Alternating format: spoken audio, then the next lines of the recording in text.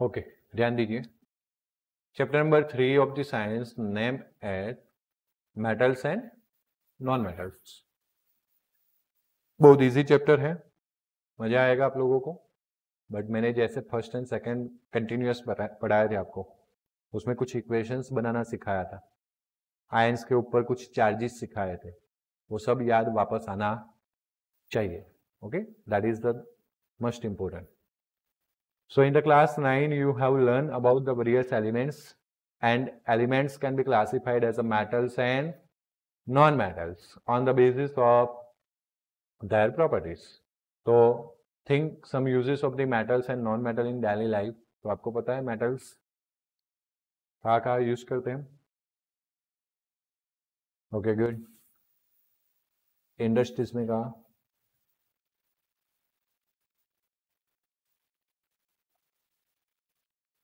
Ion मतलब कुछ machines वगैरह बनाने में, in the preparation of machines, okay, in the construction of buildings, bridges constructions में।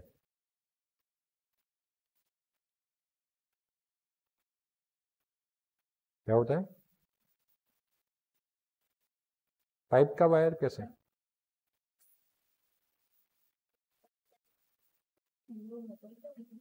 कॉपर पाइप होती है ना वो, ऐसे की जो पाइप्स होती है वो कौन सी पाइप होती है? Copper pipe. तो मेकिंग द पाइप्स, आया समझ में? Non metal carbon, graphite is the non metal. तो लीड मतलब pencil manufacturing, glass also non metal, that's why windows and glass की things. Chalk, chalk chalk chalk is the compound CaCO3। Plastic non metal नहीं है, plastic is the compound. Wood is the form of carbon, okay. बाकी sulphur, phosphorus, oxygen, ये सब non metal है, okay. तो आपने properties of metals के बारे में पढ़ा होगा, इस पे ही जाएंगे, लेकिन उससे पहले दो तीन कुछ क्वेश्चंस है कि what property did you think while categorize the element as a metal and non metal. तो आपने एक तो हार्डनेस को ध्यान में रखा और बोला बिल्डिंग मटेरियल्स में काम आता है। आपने कंडक्टिविटी को ध्यान में रखा, कंडक्टिंग पावर को, और आपने बोला कि भाई वायर्स बनाने में, पाइप्स बनाने में काम आएगा। पाइप्स इसलिए मैं बोल रहा हूँ क्योंकि हमने जो पाइप यूज की थी वो मतलब याद की थी, वो एसी की पाइप बोला था आपने। तो एसीपी पाइप में जो है वो कंडक्शन होना जरूरी है, लेकिन वहां पे कंडक्शन हीट का होता है। किसका होता है? Heat, okay. How are this properties are related the use of this element. So already हमने प्रॉपर्टी को रिलेट करके ही यूजेस देखे हैं, जैसे कि कंडक्टिंग प्रॉपर्टी ऑफ कॉपर की वजह से कॉपर कंडक्टिंग वायर बनाने में काम आता है, ओके। बट रियल में फिजिकल प्रॉपर्टीज ऑफ मेटल क्या है? तो देखो, easiest way to start grouping the substance by comparing the physical properties. Physical property बहुत इंपॉर्टेंट थिंग्स है। फिजिकल प्रॉपर्टीज के लिए हमें कोई रिएक्शन करने की जरूरत नहीं है, और फिजिकल प्रॉपर्टीज को ध्यान में रखते रखते हम क्लासिफिकेशन कर सकते हैं, गिवन सब्सटेंस मेटल कैटेगरी में जाएगा या नॉन मेटल, वो सीधा फिजिकल प्रॉपर्टी से बता सकते हैं। केमिकल प्रॉपर्टीज की बात तो बाद में आएगी, आया समझ में? तो देखो, अगर हम फिजिकल प्रॉपर्टीज की बात करें, यहाँ पे मुझे पता नहीं कि लिख के दिया है या नहीं दिया है, नहीं दिया है, बट हम पहले ही हम ओरली डिस्कशन कर लेते हैं, देन लेटर ऑन उसमें पढ़ते हैं कि क्या क्या करना है। बट सबसे पहले physical properties of the metal and non metal साथ में ही लेते हैं, चलो। तो सबसे पहले मेटल का कोई physical property, lustre, okay, lustre, चमक। तो मेटल हैज अ लस्टर यानी शाइनिंग सरफेस, यस और नो? तो सामने non metal has non lustrous यानी non shining surfaces except iodine. Iodine non metal होने के बावजूद भी आपको पिंक कलर शो करेगा, आया समझ में? है ना, केमिस्ट्री मतलब सीधा रास्ता नहीं होता, तो हमें थोड़े थोड़े रुकावटें याद रखनी है। चलो नंबर 2, कौन सा मतलब क्या? सही है, सोनरस का मतलब किसको पता है? बोलो जीत। यस, जो साउंड प्रोड्यूस करके करे उसको सोनरस बोलते हैं, गुड। तो metal is a sonorous, metal has a sonorous property. या तो फिर आप लिख सकते हो bye striking something with metal it will produce sound, but non metal में ऐसा नहीं है। आया समझ में? आप किसी के घर जाते हो, जाते ही होगे ना, दरवाजा इतना सोच रहे इसलिए मैं बोला, दरवाजा बंद था, डोर बंद था, डोर क्लोज था, आपने दरवाजे को कट कट किया या आप हैंडल पकड़ के टक टक कर दो? हाँ, जो वो करते हैं वो केमिस्ट्री है, तो वो वाले बाजू पे रहेंगे। बाकी मेजोरिटी ऑफ द टाइम्स आपने क्या पिक किया होगा? हैंडल। वाई?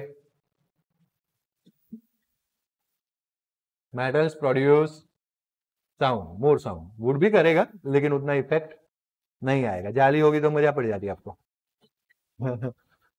है ना? बात क्लियर हो रही है आपको? चलो गुड। थर्ड प्रॉपर्टी पे जाते हैं। बोलो जी। malleable. Okay, malleable and ductiles. So what do you mean by malleable? Good. Okay, by hammering metals converts into sheet. This property is known as malleability. Okay, and what is ductile?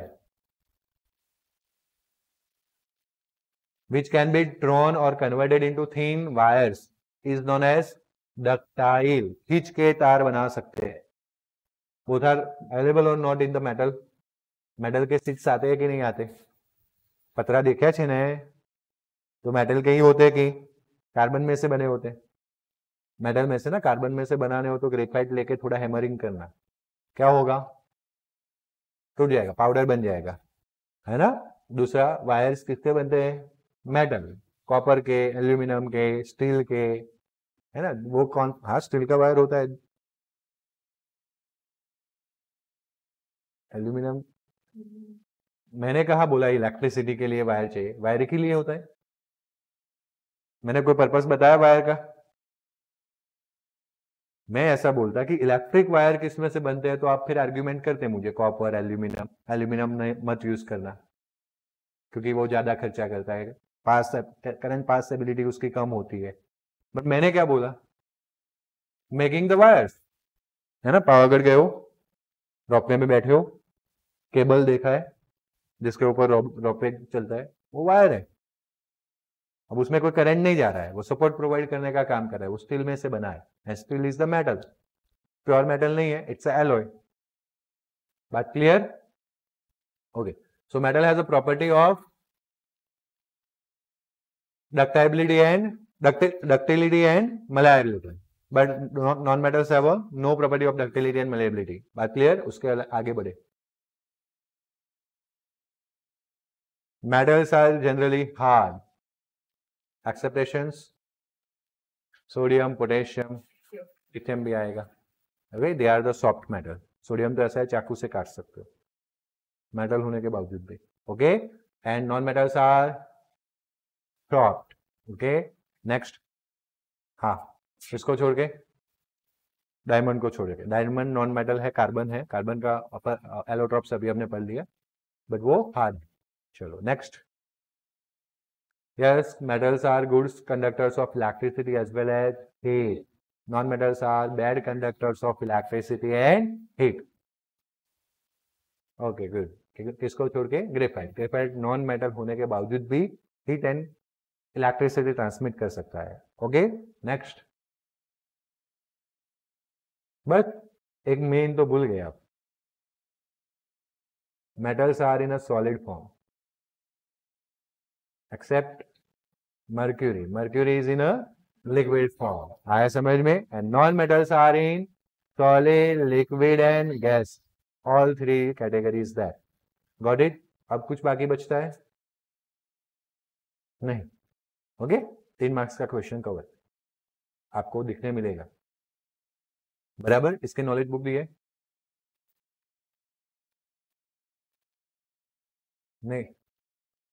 हाँ, हो गया ना? हाँ, एक ही है but हो गया तो सही ना? तो bromine is a non metal and that is in a which form? Liquid form. Non metal के बावजूद वो भी, बाकी generally they are is a solid and gaseous form, but bromine is in a liquid form. इस तरह से भी लिख सकते हो, चलेगा। ओके, अब यहाँ पे क्या बता रहे हैं देखो, इसमें थोड़ा सा आपको बोरिंग लगेगा। अगर क्वेश्चन आंसर होता तो मजा आता, लेकिन यहाँ पे एक्टिविटी वैसे करके जाएंगे तो थोड़ा बोरिंग लगेगा कुछ टाइम तक। तो एक्टिविटी पढ़ते हैं तो इसमें लिखा है iron, copper, aluminium and magnesium को आपको कलेक्ट करना, उनका अपीयरेंस देखना है। तो ऑलरेडी हमने बात कर ली, अपीयरेंस से वो कैसे लगेंगे, lustrous, shining. Okay, and clean that surface. पहले तो आपको कोई लस्टर नहीं दिखेगा, मेटल पे ऐसा होता है कि टैनिसिंग हो जाता है, कवर कर लेता है डस्ट पार्टिकल्स वगैरह, तो कुछ नहीं दिखता। फिर हम मेटल की चीज़ों को पोछा लगा देते हैं, पॉलिश कर दे, पॉलिश तो नहीं, अभी जस्ट हम इसके सरफेस को चल पॉलिश भी कर देते। पॉलिश तो एक आर्टिफिशियल शाइनिंग हो गया, बट हम इसको क्लीन कर दे, मेन कहने का बात ये है ना। तो हम जब उसको क्या कर देंगे, क्लीन, है ना। जैसे मेरी गाड़ी पे भी आपको डस्ट दिखेगा ही, बट अगर मैं आपको ये कपड़ा दे दूं और आप उसको मस्त ऐसे क्लीन कर दो, तो सरफेस कैसा हो जाएगा, चमकता हो गया है ना। बस वही तो है, बोल आपको एक्सपेरिमेंट करना हो तो जाए।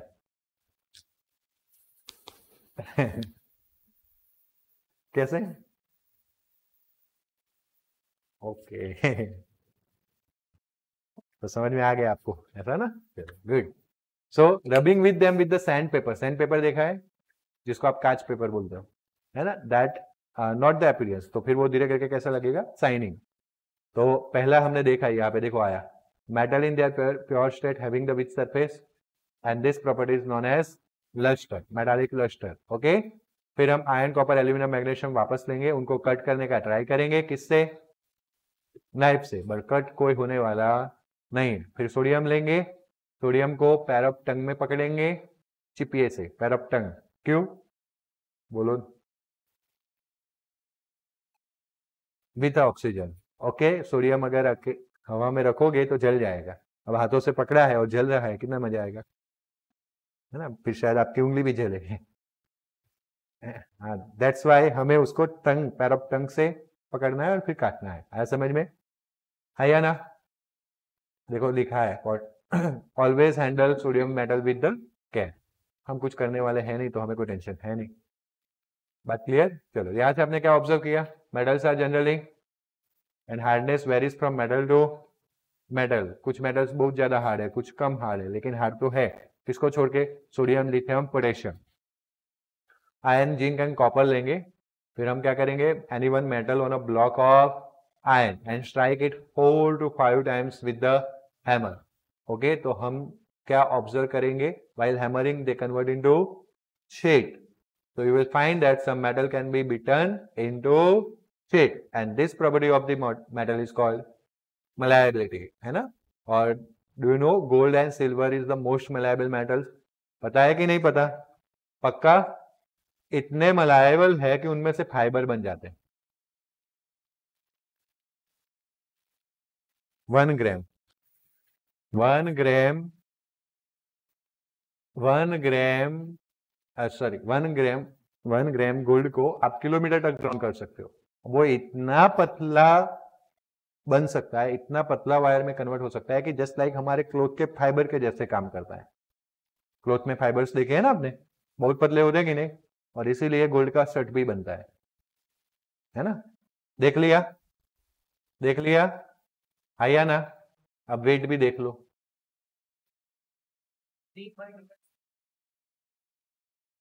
आटलू अभी 300 ग्राम का पहन के घूम रहा है, 3 किलोग्राम का एक दिन पूरा पहन के घूमना। दूसरा, चलो कोई बात नहीं, नहीं कोई देगा भी नहीं, डेंसिटी की वजह से वेट ज्यादा हो जाता है। देख लिया, हाईलाइटेड चीजें। ओके, मेरी तुम्हारी सबकी सैलरी कंबाइन करेंगे पूरी जिंदगी की, तो शायद किसी एक को पहनने मिले। चलो बात करें आगे। तो सबसे मोस्ट मलायबल मेटल्स तो कौन है, गोल्ड एंड सिल्वर।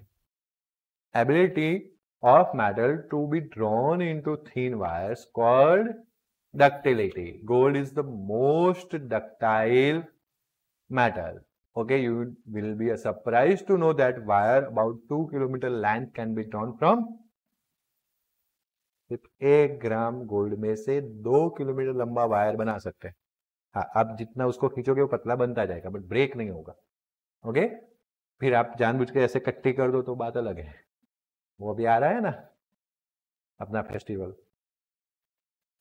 किसी का धागा मेरे टेरेस पे आना नहीं चाहिए, कट्टी। अरे भाई देख, उस वक्त अभी तो उसका वो यूज करने वाला है, नहीं मेरे धाबे पे गिरा cut.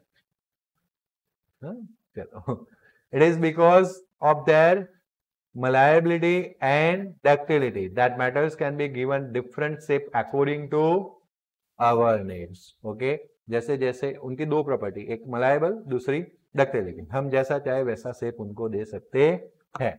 Okay, can you name some metals that are used for the making the cooking vessels? कभी गए हो किचन में? हाँ तो बोलो. एल्यूमिनियम एंड दूसरा होता है कॉपर. देखो स्टील तो लग नहीं रहा कि एक कौन सा कुकिंग वेसल्स की बात हो रही है, कंटेनर की बात नहीं हो रही है. ओके, तो एक्चुअली एल्यूमिनियम की कढ़ाई आती है, वो सबने देखी होगी. और कुछ अगर आपने अभी नए मॉडर्न कुकिंग वेसल्स देखे तो नीचे ना कॉपर के प्लेटिंग जैसा या गोल्ड प्लेटिंग जैसे प्लेट लगा दी होगी. वो क्या करेगा, वो जल्दी से हीट को अपनी ओर अट्रैक्ट कर लेगा क्योंकि एब्जॉर्प्शन ऑफ हीट ज्यादा है उसमें. आया समझ में? और कंडक्शन भी ज्यादा है, तो तुरंत वो वेसल्स को दे देगा. By this way it will help us to save the fuel. आया समझ में? आया ना? तो दिस इज द थिंग. और काफी कुछ इंजीनियरिंग होता है. आप देखना कुकिंग वेसल्स जो आती है ना, अभी नीचे थोड़ा हॉल हॉल हॉल हॉल करके आएगा, उसका भी काफी इंजीनियरिंग होता है to save the fuel. Okay, तो जितना आप अच्छा ब्रांडेड का लोगे उतनी ज्यादा इंजीनियरिंग आएगी, उतना ज्यादा fuel efficiency, fuel saving efficiency बढ़ेगा. Got it? ओके, सो वो किस में से बनता है? तो आपने बोला एल्यूमिनियम एंड कॉपर ज्यादातर हम यूज करते हैं. वो इसलिए because both have a good conducting property, heat as well as electricity. बोलो कोई डाउट? पक्का? देखो यहाँ पे एक एक्सपेरिमेंट भी बताया गया, एक्टिविटी, कि भाई demonstrate the activity in which we will able to know that metal conduct the heat. तो for that what we are going to do, एक रॉड लेंगे, जैसे मानो कि फ्री एंड ऑफ वायर है, कोई मेटालिक वायर ले लिया हमने, उसके एक एंड पे हमने वैक्स से पिन को चिपका दिया. वैक्स मीन पता है ना, उससे हमने वो उस पिन को चिपका दिया है ना. यस और नो? अब हम इसको डायरेक्टली हीटअप नहीं कर रहे, हम हीटअप कर रहे थोड़े से दूर के एंड पे. तो जब मैंने इसको हीटअप किया तो यहां से हीट ट्रैवल होते होते होते होते होते होते यहाँ पे जाएगी. तब एक हीट होने की वजह से वैक्स जो है वो मेल्ट हो जाएगा एंड पिन नीचे गिर जाएगी. है या ना? सो इसका मतलब क्या हुआ कि heat can transfer from the metal, यानी कि metal able to conduct the heat. So the above activity shows that metals are the good conductor of heat and high melting point. कुछ भूले? ऐसा पूछा था मैंने. आगे प्रॉपर्टीज तो हम पढ़ के ही आए ना, एक रह गया. दे have a high melting points. High समझ में? इनका मेल्टिंग पॉइंट क्या होता है? ज्यादा हाई होता है. बात क्लियर? स्ट्रेट बैठो एकदम. Okay, the best conductor of heat are silver and copper. सबसे बेस्ट कंडक्टर तो सिल्वर है ना. पैसे हो तो सिल्वर के वायर लगा देना घर में, लाइट बिल आधा. फिर उससे क्या? लाइट बिल आधा करने के लिए जो खर्चा करना पड़ेगा उसका क्या? तो गुजराती में कहावत है, सोना करता गड़ामण मोंगी. That's why we are not going to use the silver because it's a precious matter. Yes और नो? कॉपर तो क्या मिल जाएगा अभी, है ना. बट फिर भी do you know, while making the solar panels, the connection of the solar cells is done by the silver metal. तो बहुत छोटी सी एनर्जी जनरेट होती है इलेक्ट्रिक फॉर्म में, काफी सारे सेल्स कंबाइंड होते हैं तब जाके एक सोलर पैनल बनती है. अब वो सेल्स में भी अगर हम सेल को कनेक्ट करने के लिए कॉपर यूज कर लिए तो और एनर्जी वेस्ट हो जाएगी. That's why silver is used and that's why solar cell is costly. आया समझ में? एक्सपेंसिव. बात क्लियर? आया ना? Lead and mercury are comparatively poor conductor of heat. lead और mercury में से ज्यादातर कोई हीट पास होती नहीं है. बट mercury is the, देखो काफी कुछ बोल रहा हूं, पूरा फोकस कर दे रखना. mercury is the metal with in the which form? liquid. So it can expand by increasing the temperature by absorbing the heat. जब हम उसको हीटअप करते हैं तो टेम्परेचर बढ़ाएंगे तो वो हीट को क्या करेगा? एब्सॉर्ब करेगा. कंडक्टर ऑफ हीट नहीं है, पास नहीं होने दे रहा है, हीट को क्या कर रहा है? Absorb. By absorbing the heat वो अपना एक्सपांशन शो करता है एंड दैट्स व्हाई हम मर्क्यूरी थर्मोमीटर यूज करते थे. ओके, बट फिर भी एग्जैक्ट मेजरमेंट आज मर्क्यूरी थर्मोमीटर ही देता है. बाकी सब ऐसे ही है ना। थर्मल गन में भी जो प्रिकॉशंस नहीं होता है वो प्रिकॉशंस कौन लेके जाता है? Thermal mercury thermometer. बात क्लियर? तो कुछ हॉस्पिटल्स में अभी भी उनको ही फॉलो किया जाता है और कुछ सिचुएशंस में उन्हीं को फॉलो किया जाता है। बोलो कोई doubt? Okay. Do metals conduct electricity? Already हम सारी बातें डिस्कस करके आए, तो उसके लिए हमने 8 स्टैंडर्ड में ऐसी चीज रेडी की थी, एक्टिविटी ऑफ स्टैंडर्ड। ओके, जिसमें हमने बैटरी लिया, बल्ब रख लिया वो पिन से, ओके, और फिर ये 2 पिन ऐसे है ना, बड़े उल्टे उल्टे है ना। हम क्या करेंगे, इस एंड को वायर के यहाँ कनेक्ट करके रखेंगे, इस एंड को यहाँ पे कनेक्ट करके रखेंगे, फिर ऐसे प्रेस करेंगे और उसके बीच में ऑब्जेक्ट को फंसाएंगे। आया समझ में? चलो कोई बात नहीं, जैसे भी पिन यूज हो गए। ओके, अब इसके बीच में हम अलग अलग सैंपल्स रखेंगे। सपोज हमने मेटल वायर लिखा, सॉरी मेटल वायर रख लिया, तो बल्ब ग्लो हुआ, इसका मतलब metal wire able to conduct the, क्योंकि हमने 8th स्टैंडर्ड में कंक्लूड करके रखा है full close path is required for transmission of electricity. जब कुछ भी नहीं रखा था तो वो ओपन था तो बल्ब ग्लो नहीं किया। जब हम कोई मेटल वायर रखते हैं तो वो क्या करेगा, ग्लो करेगा। इसका मतलब हमने सर्किट क्लोज कर दी, उसको फुल पाथ मिल गया।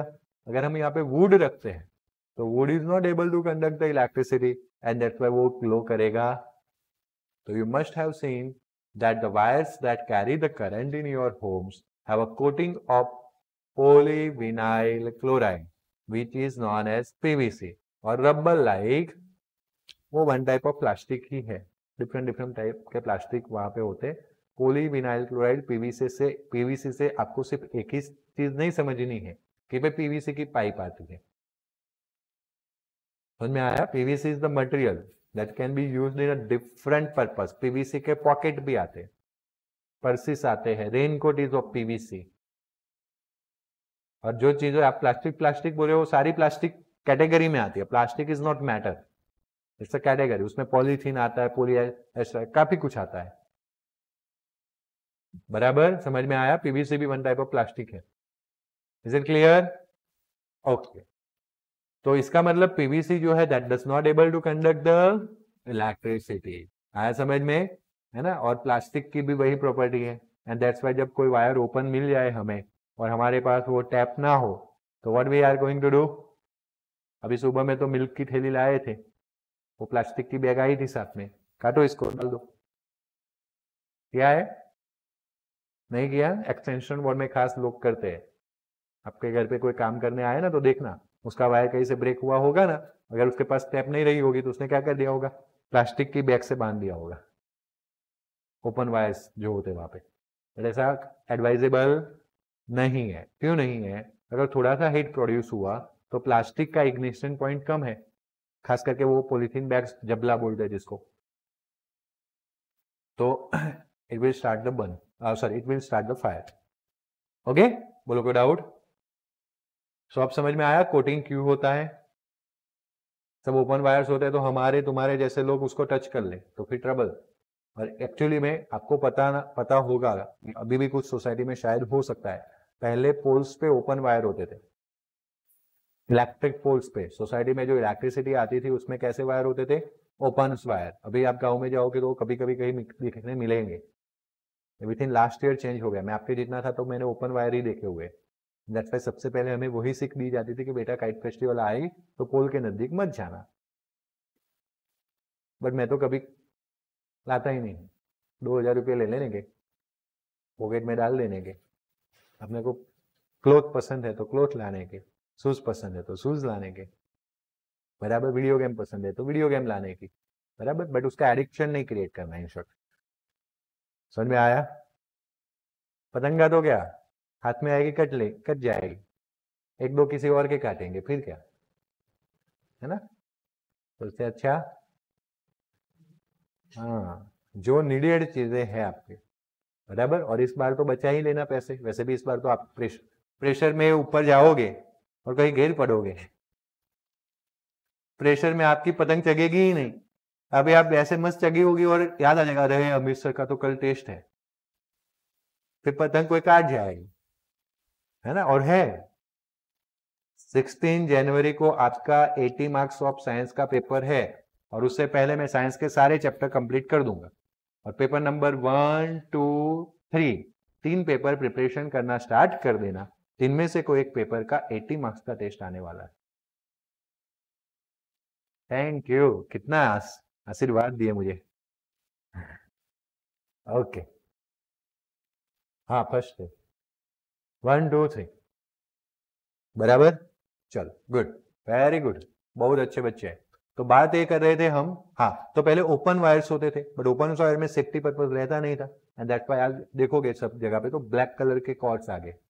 Black is the layer of that wire. आया समझ में? इंसुलेटिंग वेयर लेयर, उसके अंदर से जो वायर जा रहा है वही जा रहा है, जैसे हमारे घर में होता है। Okay, the metal that produce around, okay what happens when the metal strike on a hard surface, तो वो साउंड प्रोड्यूस करेंगे, है ना। तो the metals that produce sound on a striking on the hard surface are said to be a sonorous. तो already सारी बातें हम कर चुके थे। नॉन मेटल की अगर बात करें तो previous class you learn that there are a few non metals. मैं अभी आज भी बता देता हूँ 11 ही नॉन मेटल्स है। आउट ऑफ 118 सिर्फ 11 एलिमेंट्स है जो कैसे हैं नॉन मेटल, और उसमें आप 10 और कर लो जो नोबल गैसेस है, बाकी सब मेटल है। ओके, थोड़ी और डिटेल में बात इसके बाद आने वाली है 5th चैप्टर में पीरियोडिसिटी वाले, और उसके और डिटेल में बात आप 11 साइंस में पढ़ोगे अगर आप साइंस ले रहे हो तो। चलो यहां पे बात करते हैं एग्जाम्पल्स की। तो नॉन मेटल्स में कौन कौन आएगा? Carbon, sulphur, iodine, oxygen, hydrogen. Non metals are either solid और गैस। ओके, मेजोरिटी वो सॉलिड है या तो फिर क्या है गैस है। ओके, और मेजोरिटी तो गैस ही है, सॉलिड में कुछ ही है लाइक कार्बन, सल्फर। ओके, और लिक्विड फॉर्म में भी एक नॉन मेटल है, that is nothing but bromine. Okay, बोलो कोई डाउट? कंफर्म ना? तो क्या दोनों की फिजिकल प्रॉपर्टी सिमिलर है? नो, अपोजिट है। कैसी है? तो आपको एलिमेंट लेके फिर दोनों की प्रॉपर्टी को यहाँ पे कंपेयर करना था, बट हम वो नहीं करेंगे। On the basis of observation, we discuss the general physical properties of the metals and non-metal in the class, जो ऑलरेडी हमने पहले ही कर लिया। मैंने मेटल एंड नॉन मेटल का डिफरेंस ही क्लियर कर लिया, किया कि नहीं किया? ओके, चलो you must have a conclude we can not group element according to their physical property alone, but उसमें भी कुछ confusion रहेगा क्योंकि जब भी हमने कुछ बोला एक्सपेक्टेशंस बोले तो सिर्फ physical properties are not enough to separate this two category, है या ना? जैसे कि आपको यहाँ पे बोला गया है कि all metal except mercury exist as a which one? Solid. तो सॉलिड तो नॉन मेटल भी है, मेटल भी तो सॉलिड है और नॉन मेटल भी तो क्या है? Solid. Okay, you have observed that metal having the melting points, metal having the high melting points, but इसमें भी expectations है like gallium and cesium, they have a low melting points. These two metals will meet if you keep them in a, जबरदस्त है, melt हो जाएंगे अपनी हथेली में रखते ही। बोलो कितने जबरदस्त मेटल है। Iodine is non metal but it has a, बताया था मैंने आपको, कौन सा कलर बताया? चेक करें,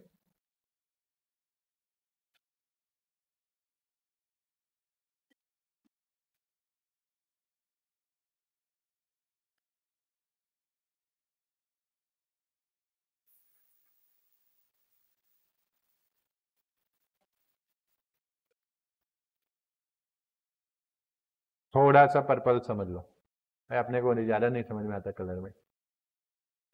okay clear? In short lustre तो मिल गया हमें। Carbon is non metal that can exist in a, कौन से डिफरेंट फॉर्म में कार्बन एग्जिस्ट करता है? Diamond, graphite, fullerene, chapter number 4 में कवर किया।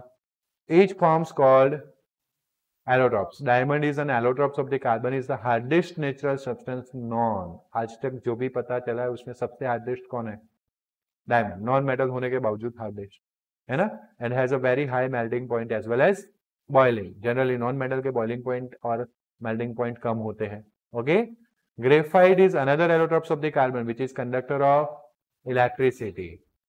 Alkali metals like a lithium, sodium and potassium are so soft that they can be cut with the knife. किससे cut कर सकते हैं हम? नाइफ से. Okay, and they have a low density as well as low melting point. Density भी कम है और मेल्टिंग पॉइंट भी कम है. आया समझ में? किसकी मेटल होने के बावजूद भी उनकी डेंसिटी क्या है? कम. मेल्टिंग पॉइंट भी क्या है? कम. तो इस तरह से सब मिक्सअप हो रहा है फिजिकल प्रॉपर्टीज में. And that's why physical properties are not only enough to separate the metals and non-metals. Okay? तो अब हमें किसको ध्यान में लेना पड़ेगा? केमिकल प्रॉपर्टीज को ध्यान में लेना पड़ेगा. Okay, most of the non metal produce acidic oxide. आपको यहाँ पे बोला गया है कि आपको मैग्नीशियम रिबीन लेना है, जो हमने चैप्टर नंबर 1 में पहली एक्सरसाइज की थी, मतलब पहली एक्टिविटी की थी, not exercise, sorry, first activity, that is magnesium ribbon. And दूसरा आपको साथ में क्या लेना है? Sulphur powder. अब हम क्या करेंगे? दोनों को बर्न करवाएंगे. ओके, और जो भी एस प्रोड्यूस होगी वो एस को क्या कर लेंगे? कलेक्ट कर लेंगे. फिर उसको वाटर के अंदर क्या करेंगे? डिसॉल्व करेंगे. ओके, और जो फिर सॉल्यूशन बनेगा, उस सॉल्यूशन का जो सॉल्यूशन बनने वाला है, उस सॉल्यूशन का हम टेस्ट करेंगे, एसिडिक बेसिक. तो आपको पता है सेकंड चैप्टर के थ्रू, पीएच पेपर के थ्रू हम जनरली इतना तो पता लगा सकते हैं कि एसिड है या बेस. बेस और ब्लू दोनों में 2 बी आते हैं. अभी प्रीवियस लेक्चर में भी ये बात हुई थी. इसमें क्या रखना है? मतलब क्या हुआ? Base turns red litmus paper two, तो एसिड में उल्टा हो जाएगा. बराबर है या ना? तो होगा क्या वो समझिए.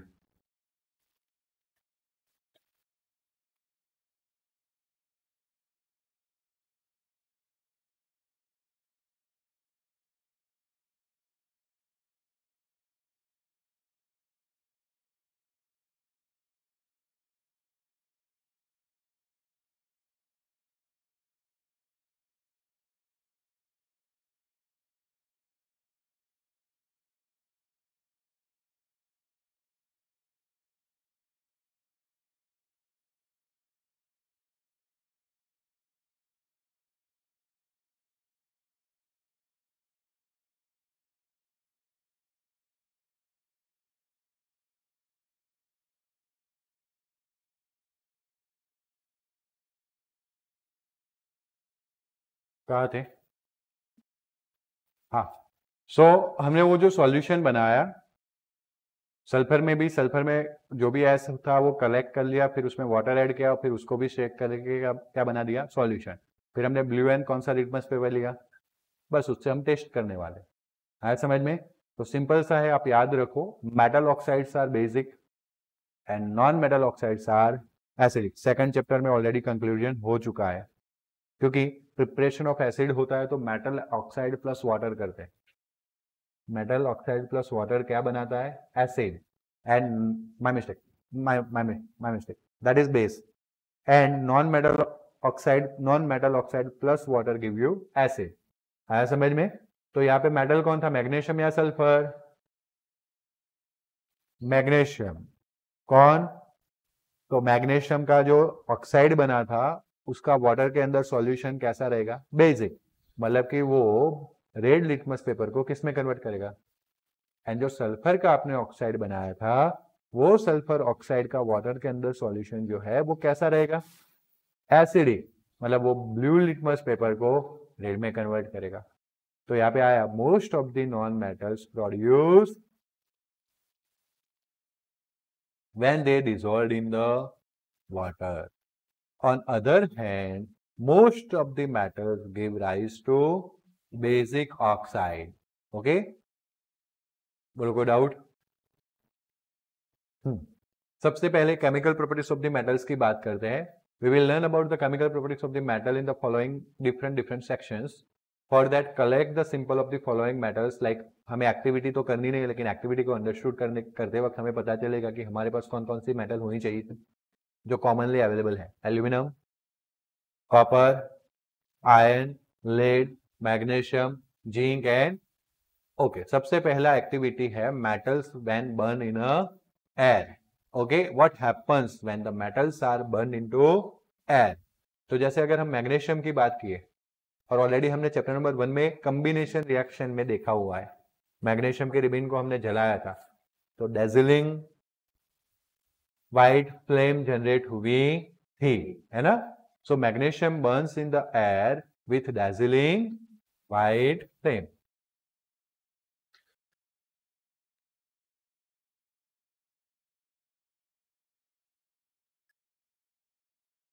ठीक गया, पक्का, ओके गुड।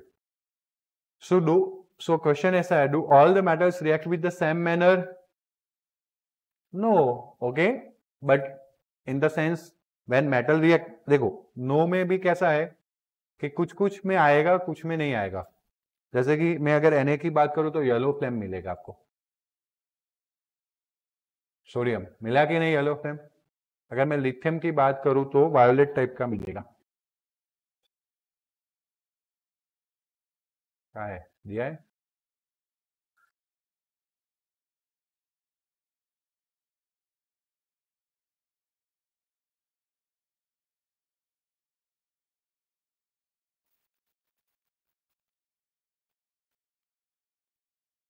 यहाँ पे दिया है लेकिन बाकी और कहीं जगह पे नहीं दिया है।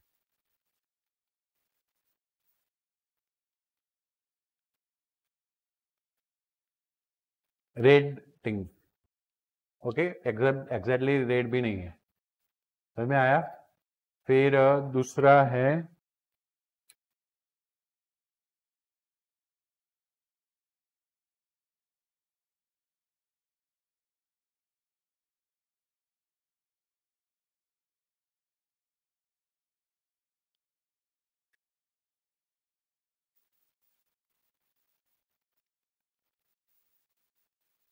आया, तो मेजोरिटी में आपको कलर दिखने मिलेगा, मतलब थोड़ा सा अपीयरेंस लस्टरस आएगा। जैसे मैग्नीशियम में कैसा व्हाइट डेजलिंग फ्लेम आया, ओके। कुल मिला के कंक्लूजन क्या है, जो exam point of view important है, that is the metal plus oxygen give you metal oxide. Okay, देखो लिखा है वर्ड इक्वेशन, चैप्टर नंबर 1 में पढ़े थे आप वर्ड इक्वेशन कैसे लिखना है, वो आया ना। तो almost all the metals combined with the oxygen to form the what, तो वर्ड इक्वेशन हो गया metal plus oxygen give you metal oxide. When the copper is heated in the air combines with the oxygen form the copper to oxide, okay, and that is of the which color, black color। copper to oxide जो है वो कौन से colour का है, black colour का।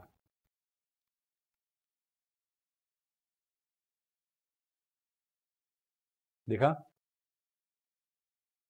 दिख गया, इरा बराबर ना।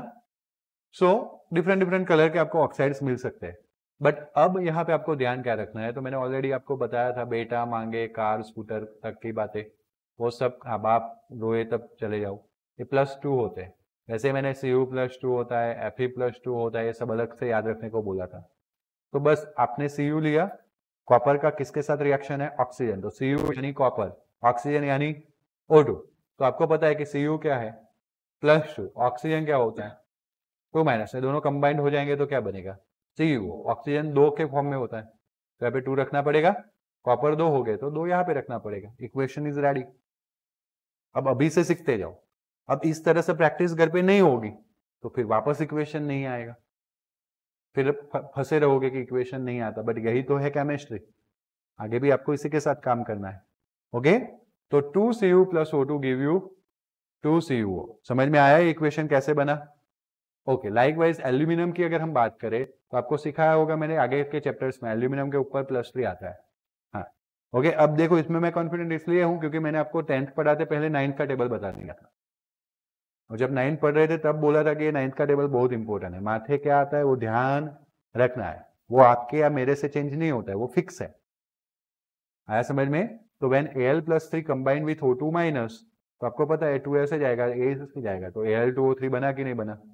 अब 3 ऑक्सीजन है लेकिन यहाँ पे तो 2 थे, तो इवन में ही कंप्लीट होगा, तो यहाँ से 3 से मल्टीप्लाई करूँ तो 6 हो जाएगा, तो 6 करने के लिए यहाँ पे 2 से मल्टीप्लाई करना पड़ेगा, 2 2 से एल्यूमिनियम 4, तो यहाँ पे कितना एल्यूमिनियम, बोलो कोई डाउट, कंफर्म। चैप्टर 2 को वापस रिकॉल करें, how copper oxides react with the hydrochloric acid.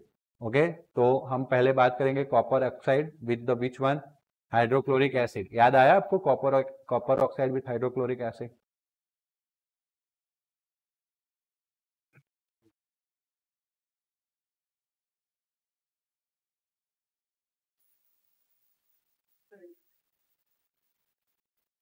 But copper oxide शायद क्या कंफर्म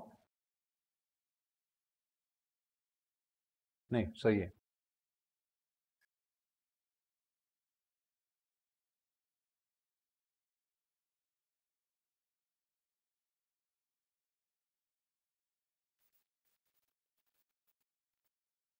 आ गया CuCl2 प्लस H2।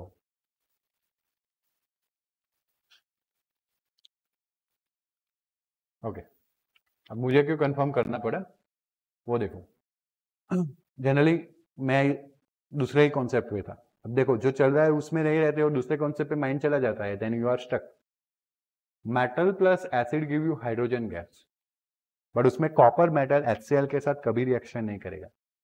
बात मैंने आपको बोल के रखी हुई है, याद रखना आप लोग। Metal plus acid give you hydrogen gas, hydrogen gas liberate करेंगे metal from the acid, but copper is less reactive than the HCl1। That's why copper जो है वो हाइड्रोजन गैस को लिबरेट नहीं करेगा। मेटल एक्टिविटी सीरीज याद करना है। Copper is less reactive than the hydrogen, बता देता हूं। फसा काका ने कार मांगी, किसने कार मांगी? फसा काका। तो फसा काका दौड़ते दौड़ते गए अल्लादीन के पास। सुनो शांति से, है ना, नींद उड़ जाएगी आपकी। फसा काका को क्या चाहिए? चाहिए मत बोलना। फसा काका ने कार मांगी, है ना, तो वो अल्लादीन के पास गए। अल्लादीन ने जिन को बोला, अल्लादीन ने किसको बोला? जिन को, लोहे का लोटा ला। किसका लोटा लाना है? लोहे का लोटा लाना है। उसको हाथ में पकड़ा, हाथ में पकड़ना नहीं तो गिर जाएगा। जो हाथ हटा दोगे उसमें आपकी सीरीज ब्रेक हो जाएगी। तो उसने लोटे को किसमें पकड़ा? हाथ में। फिर उसमें थोड़ा कॉपर डाल दिया। जिन ने क्या किया? लोहे के लोटे को हाथ में पकड़ के कॉपर डाला, फिर मंत्र मारने के लिए मर्क्यूरी डाला। क्या डाला? फिर आंखें बंद करके छुम किया ना, तो चांदी सोना निकल गया। उसके अंदर से क्या निकला? फसा काका को दे दिया। फसा काका गए मार्केट, बेचा, गाड़ी ले आए, खुश हो गए। अब भी खुश हो गए। तो फसा काका पोटेशियम कार मांगी, मांगी मैग्नीशियम। तो फिर वो किस कार मांगी तो किसके पास गए? अल्लादीन ने किसको पकड़ा? किसका लोटा लाया? लोहे का लोटा। आयन मतलब लोहा, और एल से लेड। किसमें पकड़ा? क्या डाला गया उसके अंदर? उसके बाद हाँ, पहले चांदी निकला। हाँ भाई, उतावले मत होना, सोना पहले मत मांग लेना। तो पहले चांदी निकला फिर सोना। यू कैन सी कि hydrogen is more active than the copper, and that's why copper can't displace the hydrogen, and that's why what I am telling to you. मुझे एक्चुअली में यहाँ सिखाना है, मैं पहले सिखा रहा हूँ क्योंकि मेरा माइंड उस वक्त उस पॉइंट पे स्टक हो गया था ना, इसलिए मुझे कंफर्म भी करना पड़ा, डबल कंफर्म। तो एक्चुअली में वो जब आएगी तब की बात तब, बट फिर भी अगर अभी हमने टॉपिक को छेड़ ही दिया है तो मैं बता देता हूँ। Metal with the acid give you hydrogen gas, लेकिन copper with HCl does not give hydrogen gas. 1 marks का क्वेश्चन है, IMP है, पूछा जाएगा। सब लोग लिख के आएंगे हाइड्रोजन गैस, हम नहीं लिखेंगे। आया समझ में? आया ना? वही न्यूमेरिकल कॉपर के नीचे कौन था? मर्क्यूरी। तो मर्क्यूरी से पूछा जा सकता है क्योंकि वो दोनों हाइड्रोजन से नीचे। वही MCQ सिल्वर एंड गोल्ड से पूछा जाता है, लेकिन नहीं पूछेंगे क्योंकि आपको पता है सिल्वर एंड गोल्ड किसी के साथ रिएक्शन नहीं करते, इसलिए कोई नहीं लिखेगा हाइड्रोजन गैस। बात क्लियर? बट आपको अब सब पता चल गया, जो हाइड्रोजन के नीचे था वो कोई भी एसिड के साथ रिएक्शन नहीं करेगा। बात क्लियर? ओके, यहां पे वो करेगा। यहां पे कौन सा रिएक्शन बनेगा? तो CuO प्लस HCl। तो यहाँ पे कॉपर +2 के फॉर्म में, दैट्स वाई करेगा। ऑक्सीजन -2, हाइड्रोजन +1, Cl ऐसा सिखाया ना, Cu +2 एंड Cl-, इसका प्लस उसके माइनस के साथ बार बार बोला था ना, Cu +2 Cl-, तो नीचे चला जाएगा तो क्या बनेगा? CuCl2 एंड H+O2- क्या बनाएगा? H2। लाइक वाइज आपको यहाँ पे और कुछ दिया गया है, जैसे कि देखो Al2O3 प्लस क्या दिया गया HCl, तो Al2O3 में Al के ऊपर क्या आता है +3, ऑक्सीजन के ऊपर 2-, हाइड्रोजन के ऊपर +1, Cl के ऊपर -1, Al+3 एंड Cl माइनस क्या बनाएगा AlCl3 and H plus and O2 minus क्या बनाएगा H2O। बात क्लियर? यहाँ पे कितने ऑक्सीजन है तो यहाँ पे 3 रखना पड़ेगा, 3 2 कितना हो गया तो यहाँ पे 6H रखना पड़ेगा, तो Cl कितने हुए तो 2 रखना पड़ेगा, तो 2Al कंबाइंड हो गया, मतलब कंप्लीट हुआ। आया समझ में? बोलो कोई डाउट? कंफर्म? ओके, इक्वेशंस तक कंप्लीट कर लेते। But some metal oxide such as aluminium oxide and okay, पहले तो यहाँ पे आते हैं copper oxide react with the hydrochloric acid. इसका मतलब ऐसा हुआ जो एसिड के साथ रिएक्शन करता है बेसिक होता है, जो एसिड के साथ रिएक्शन करता है वो कैसा होता है बेसिक। मतलब मेटल ऑक्साइड कैसे हो गए जो ऑलरेडी चैप्टर 2 में हमने किया हुआ है। बट कुछ मेटल ऑक्साइड जैसे कि एल्यूमिनियम है या जिंक ऑक्साइड है, they show both acidic as well as basic behavior. Such metal oxides with react with the both acid and base that produce salt and water known as amphoteric oxide. कभी कभी short question में आता है what is amphoteric oxide, explain with giving the example. तो aluminium and zinc oxide जैसे oxide acid के साथ भी रिएक्शन करते हैं, बेस के साथ भी करते हैं, वाटर एंड सॉल्ट देते हैं, एंड दैट्स व्हाई इस नेचर को क्या बोलते हैं एम्फोथेरिक नेचर। एल्यूमिनियम ऑक्साइड का तो बात कर लिया हमने बेस के साथ, सॉरी एसिड के साथ, और this is with base NaOH, बराबर ना। अब इसमें थोड़ा सा संभल के Al क्या होता है, O क्या होता है 2-, लेकिन वो बात में यहाँ पे देखो OH है बट कितने हैं, कभी कभी कुछ अपनी चाल बदलनी पड़ेगी, यहाँ पहले से याद रखना पड़ेगा 2NaOH। अब 2 OH होते हैं तो आपको मैंने काफी बार सिखाया होगा, एक H2O निकल गया तो यहाँ O2- बाकी बचा, क्या बचा O2-, AO2- और AbO2-, A 3 है और A 1 है, टोटल कितने हुए, तो आपके पास 4 O2- है, बराबर। फिर Al+3 ऐसे कितने हैं 2 Al3+ है या ना। Na+ कितने हैं 2 Na+ है, बराबर। अब एक देखो 2 3 6, 2 1 2, 6 and 2 8, पॉजिटिव चार्ज 8 हो गया, 4 2 नेगेटिव चार्ज भी 8 हो गया, तो मतलब ये सब कंबाइंड होकर न्यूट्रल बना सकते हैं, है या ना। बट ये 4 है, ये 2 है और ये 2 है, मतलब ये 1 1 1 और ये 2, और उसके 2 मोल बन जाएंगे, तो 4 जो भी यूज करना था हो गया। इसका नाम हो गया सोडियम एल्यूमिनेट। नेगेटिव पीछे रहता है, पॉजिटिव आगे, बट उसमें भी जो हाई एक्टिव है वो बहुत आगे। सोडियम भी पॉजिटिव था, एल्यूमिनियम भी पॉजिटिव था, हाई एक्टिव कौन है, दैट्स व्हाई सोडियम आगे एल्यूमिनियम पीछे। सुना समझा, इतना डिप में जाना पड़ता है, बट एक बार समझ लिया फिर कोई टेंशन नहीं। गॉट इट ना, बताया था किसी ने, पक्का क्या बात कर रहे हो, सही में नहीं, मतलब NaAl2O में NaAlO2 में एल्यूमिनियम से आगे सोडियम क्यों है, या उसमें सोडियम पॉजिटिव है एल्यूमिनियम +3, ऐसा भी किसी ने नहीं बताया, मैंने बताया ना। अब पीछे मत पड़ना जिंदगी में, देखो सिंपल सा, मेरे बताने से काम नहीं होता है, बता तो कोई भी देगा, चलो मैंने भी बता दिया, फिर क्या, फिर प्रैक्टिस लिख के रेडी करना पड़ेगा इक्वेशंस को। आया समझ में? फिर सोते सोते काम चलेगा नहीं। Most of the metals oxides are insoluble in water, but the sum of this dissolved in the water form alkali. Okay, sodium oxide and potassium oxide dissolved in the water, they form alkali, Na2O plus H2O। तो यहाँ का O2-, यहाँ पे already एक H+ और एक OH- था, AH+ O2- के साथ वापस क्या बनाएगा OH-, 2 OH- और 2 Na+, जहां पे Na वहां पे K रख दोगे तो K का इक्वेशन बन जाएगा, सोडियम हाइड्रोक्साइड पोटेशियम हाइड्रोक्साइड। तो याद रख रखते हैं, बाकी की बात हम अपकमिंग लेक्चर में करेंगे, तब तक सबको good bye, take care, thank you.